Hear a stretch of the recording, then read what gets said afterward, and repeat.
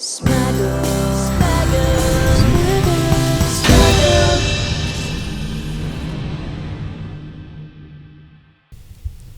Setyembre 1, taon 2024. And welcome sa panibagong episode ng Rated X.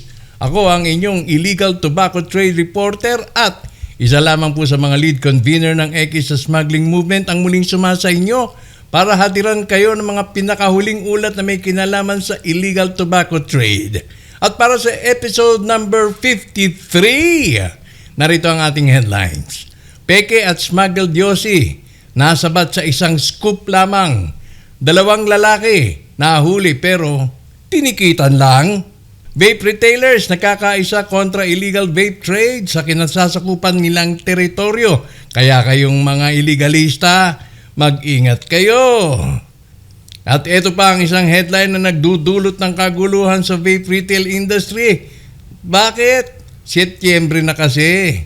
I-dispatcha na ang mga vape items na walang ICC. Ang tanong, di ba't sa Enero pa? Bakit Setyembre? Ano ang nangyari?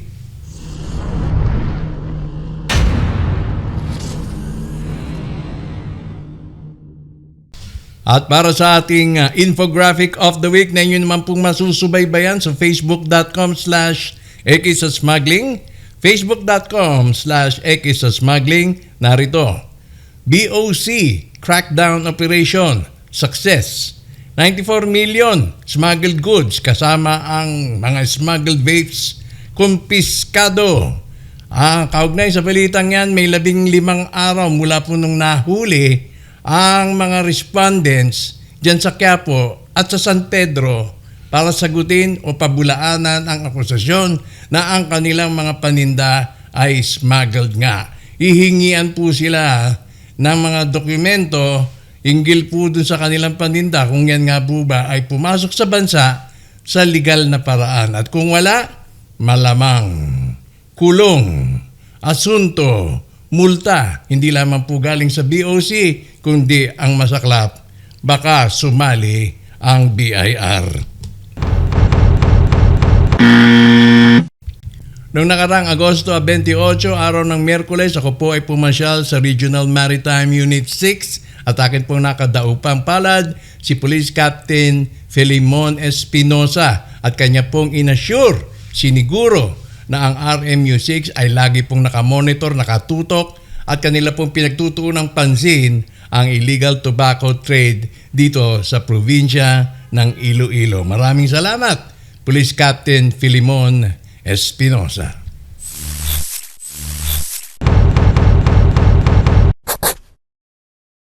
At kaugnay po sa mga pangyayari dito sa probinsya ng Iloilo, 2 po ang nahuli, 2 suspect ang nahuli sa paglalako ho ng fake at smuggled cigarettes sa bayan ng Igbaras. Ayan po nakasalarawan, ayan po nakasalansan ang mga sigarilyo na kanila pong inilalako dito po sa bayan ng Igbaras. Sila po ay nahuli noong Lunes, Agosto 26 at ang masasabi kong parang hindi tama o tama rin naman ay sila lamang po ay tinikitan ayon po sa Provincial Ordinance on Fake and Counterfeit Items. Meron po palang Provincial Ordinance dito sa Iloilo na maaring hulihin ang sino mang naglalako ng mga fake items at kabilang na nga po dyan ang sigarilyo. Kaya imbis po na maghimas rehas itong 2 bago pakawalan at makapagpiyansa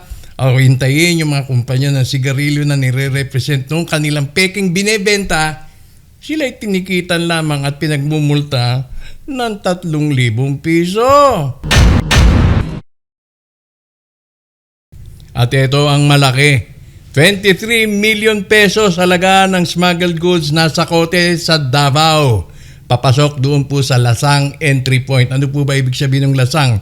Magubat. 4 ang hinuli. Lulan po ng 3 sasakyan, closed vans, magkakasunod. Ang mga 769 master cases na halo-halo, samot-saring smuggled cigarettes ang tinangkang ipasok sa Davao City. Ayan, napakarami po ng nakumpiska. Kumpiskado siyempre ang mga vans, kulong ang 4 na lalaki at ang mga sigarilyo, kumpiskado siyempre.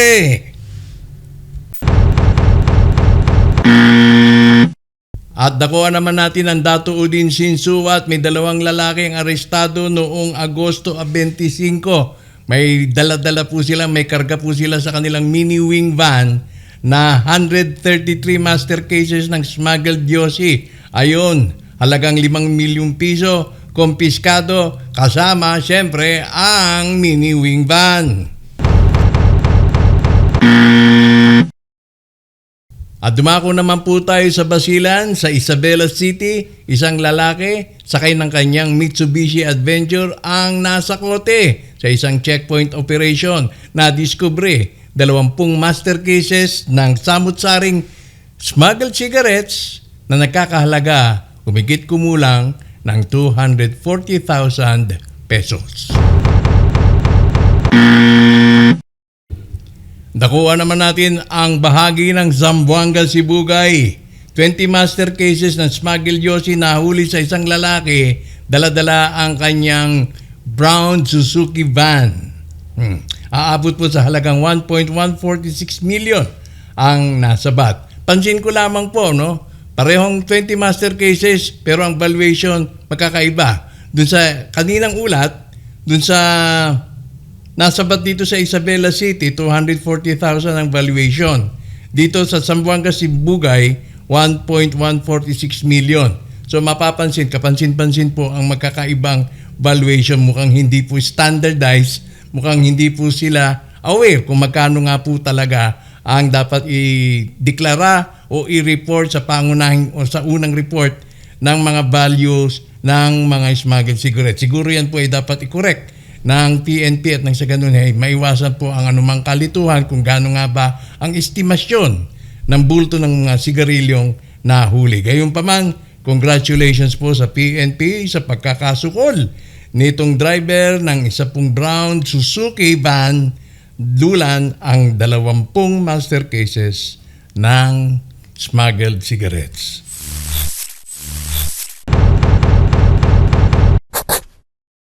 Atin naman pong dakuan ang Zamboanga del Norte, partikular sa Barangay Kayok, Liloy. May namataan pong pautaw-utaw o palutang-lutang ng mga smuggled cigarettes sa dalampasigan ng Barangay Kayok, Liloy. Kaya po ang mga na-alerto po ang mga kabarangay, tumawag po ng PNP para siyasatin ang kanila pong namataan. Duda o tsurya ng pulisya ay meron pong sasalubong sanang mga nakabangka para pick upin ang mga sigarilyo o kaya inabandona ang mga smuggled cigarettes dahil nahintakutan ang mga may dala nito. Gayunpaman, nahuli po o nakuha po ang mga smuggled cigarettes pero wala po silang nahuling taong responsable para po sa pangyayaring ito. Ang mga ganitong kaso ng mga utaw-utaw o pag-iiwan ng mga smuggled cigarettes ay akin pong nare-recall o naaalala yung mga usapin ng mga aking mga matatanda na meron daw pong big time smuggler sa Cavite na ang siste, pinauutaw-utaw, pinalulutang ang mga PX at mga Blue Seal cigarettes sa karagatan ng Cavite City. Kilalang tao po yun. Isang matigas na papugay para po kay Police Lieutenant Colonel Tabora ng parang Maguindanao del Norte sa pagtuturn over ng mga nakumpiska nilang sigarilyo sa Bureau of Customs. Keep up the good work, sir.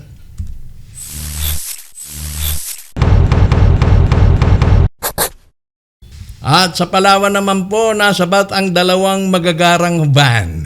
Isa pong Starex van at isang Toyota Hiace.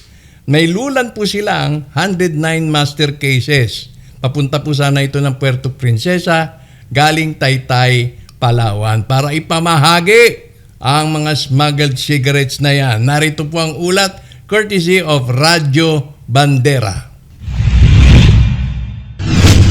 Nasabat ng PNP Maritime 2nd Special Operations Unit kaninang alas 4 ng madaling araw sa Barangay Abungan, Taytay, Palawan ang nasa 100 at 9 na karton ng iligal na sigarilyo na New Berlin na nagkakahalaga ng 1,700,000 piso.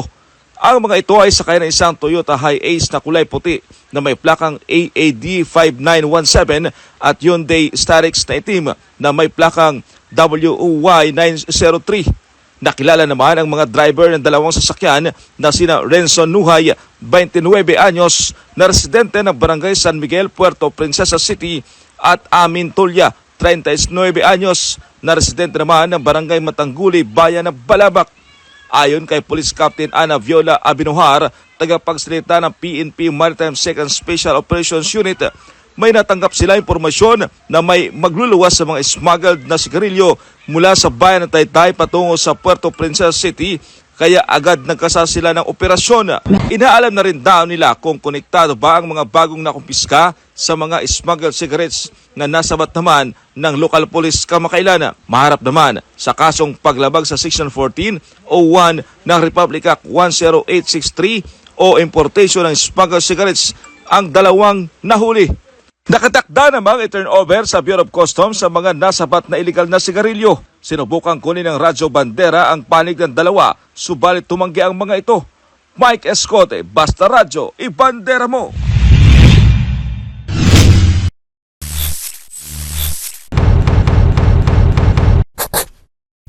At atin naman pong pag-usapan ang isang post galing po sa RACU 5 o Regional Anti-Cybercrime Unit Region 5. Nakalagay po rito, Republic Act 11900, Vaporized Nicotine and Non-Nicotine Products Regulation Act, was 2 po yan. Pero hindi po accurate yung komento o yung description na nakalagay, the Anti-Vaping Act aims to safeguard our health as it prevents addiction and promotes smoke-free environment. Hinihiling ko po sa RACU 5 na pakicorrect lamang po ang description ito dahil hindi po ito ang accurate representation ng RA 11900.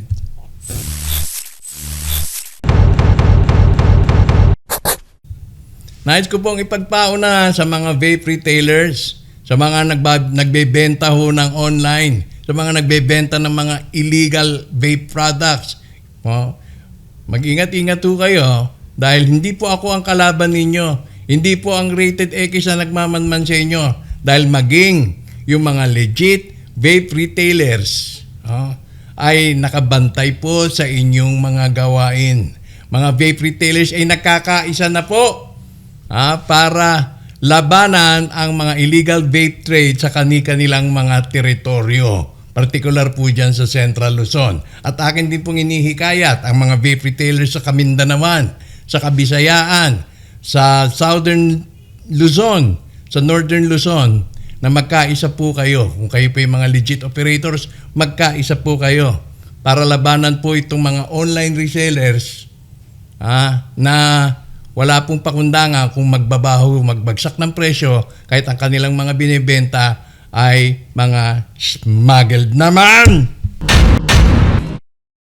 At atin naman pong dakuan ang latest addition dito po sa Rated X. Kung meron po kayong nais ipabati, ipadaan ang inyong greetings sa Rated X, i-message lamang po ninyo ako at yan po ay ating isasali sa ating shoutout portion. Siyempre, nandyan ang mga bumabati kay Mary Kim sa SK MNL ng Parañaque, kay Princess Nangquil, Red Cloud Vape Shop, Cove.MNL Vape and Coffee Shop, sa Arnis Medical Supplies sa Rosario, sa Dispo World Vape Shop, Andre Diamante, Nico Carlo De Leon, Raymart Remo, John Iron Guevara Francisco, Legendary Vape Lounge, at syempre kay Ron Takahashi.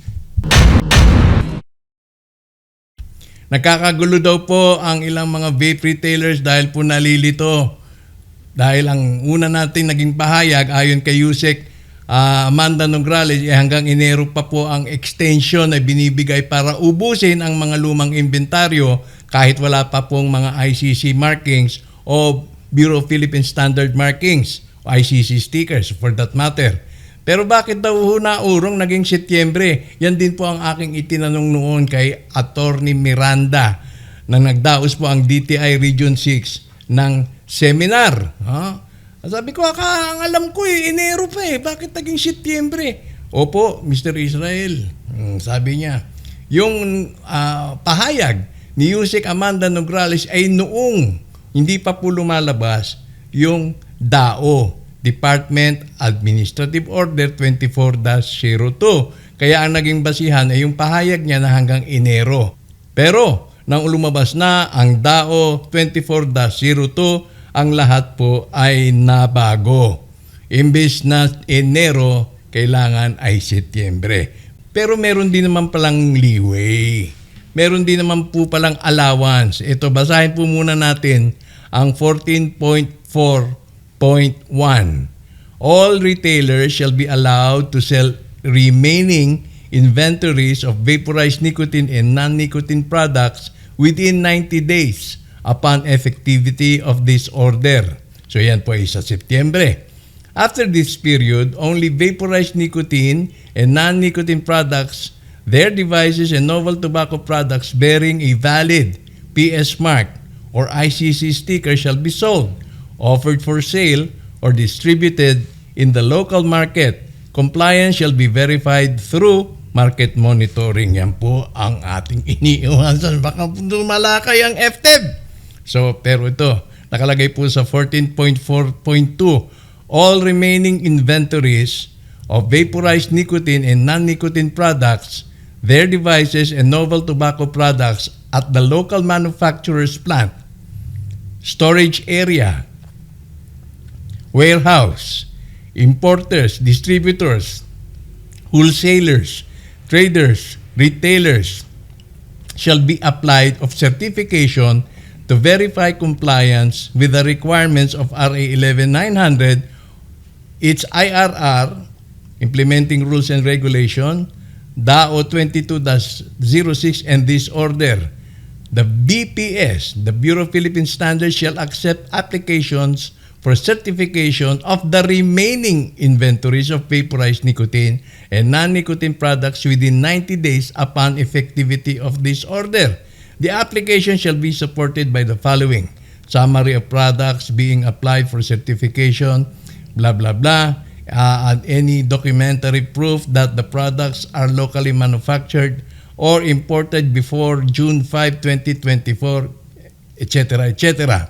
Only after the issuances of BPS certification shall these remaining inventories be allowed to be sold or displayed in the market. So yung mga remaining inventories po ay pwede pa naman pong iapila o ipasertipika sa DTI BPS para po maibenta yan kahit wala pa ho yung mga ICC sticker. So yan po ay nasa responsibilidad na po ng mga importers kung yan ay mga imported o sa mga manufacturers na ito na nagawa po namin ito ng June 5. Kaya kailangan po namin ng exemption. Yan po ay maaari naman pong inyong i-apply. So kung kayo ay isang vape retailer at marami kayong inventaryo, ipaalam lamang po at makipag-ugnayan sa DTI kung paano po ninyo ito mariresolba dahil ayaw naman po ng DTI na tayo ay malugi, na kayo ay malugi. Kaya yan po ay mariresolbahan po yan. Basta ipaabot lamang po ninyo sa DTI ang inyong kalagayan. Sa ganon, makaiwas naman po tayo. Baka na naman sumalakay ang DTI. Kawawa naman po tayo. Smuggle.